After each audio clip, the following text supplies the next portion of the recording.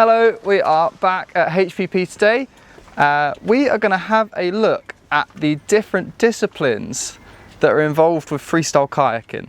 Join us and we're going to go and have a look at the different types of boats there are, and then we'll talk through them, we'll go paddling, it will be great fun, we'll learn something and it will be brilliant. First one everyone thinks of, a K1. So it is a kayak with one person. A kayak has two blades to a paddle and you sit on your bum. They look just like this. They're fairly short, quite podgy, which gives them plenty pop out of the water for performing aerobatic tricks. You're going to sit right around here and your legs go off into the end. They're quite short because they haven't got anything behind the footrests like in the bigger boats. So your feet will come pretty much right to the ends. So let's hop in a K1 boat. Let's go do some tricks.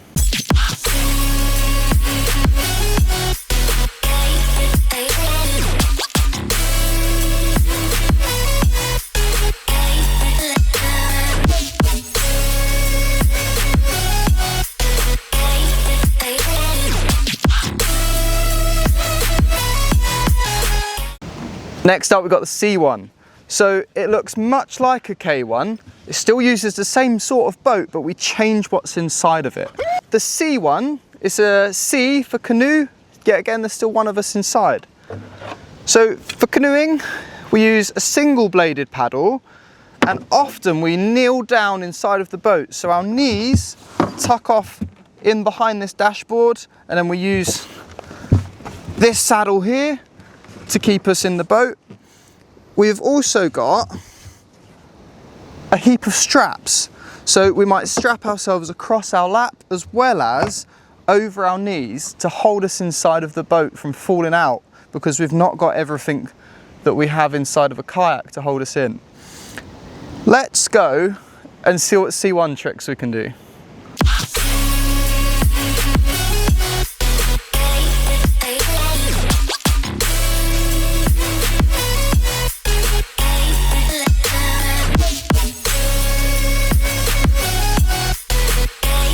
Before we get on to our next boat here, let's quickly talk about today's sponsor, KYLO in the Wild Sunglasses.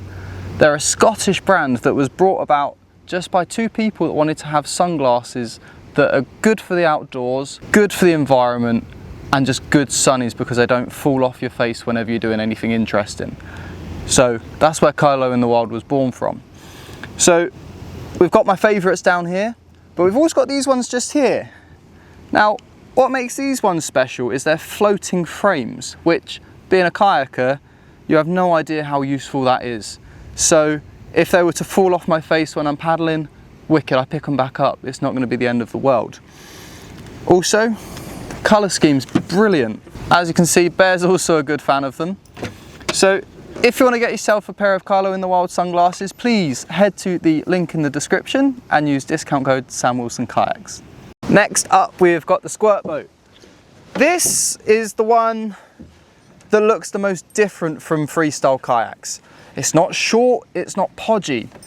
It's the exact opposite. It's quite long, it's really thin. However, this is, some say, the origin of freestyle as we know it today. This is where the Snyder brothers started doing tailies and they developed it from there, and that's where it sort of split off into the mystery move aspect as opposed to the popping out of the water and doing front flips aspect. I'm not going to bore you on that too much today because I could honestly talk for hours. However, legs go down these leg tunnels here, your feet are here, and this one is designed for doing cartwheels just like in a normal freestyle boat, as well as submerging under the water. Squirt boating is the one unique discipline where we have two options of paddle. We can either use a traditional kayak paddle, we've still got our two blades at either end. However, we've got a little less surface area because we don't need as much power in a squirt boat. Or we have hand paddles. So this is where you strap your hands on and then you can just paddle yourself around just like you're swimming. Both of these have their advantages, disadvantages. Let's go and see now some squirt boating clips.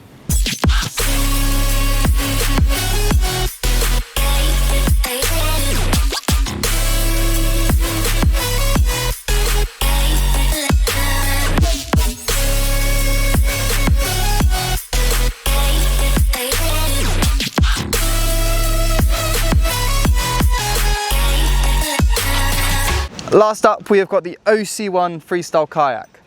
It is much like a C1, so we've still got the canoe, one person, so we're still using our trusty one-bladed paddle. We are still kneeling down on a saddle, tucking our knees in. We've still strapped ourselves in so we don't fall out. However, we are missing the privilege of having a deck, which means water, while we're in the feature, is constantly getting in the boat, making it heavier, making it slower. An OC1 freestyle boat must hold at least 40 litres of water while you are sat inside of it, which is 40 litres is 40 kilograms. That is a lot of extra weight. So we're gonna go and give it a go. I've only ever paddled these once and it was very quick. So let's go and see what can be done. If I can do anything other than swim, it'll be great fun nonetheless.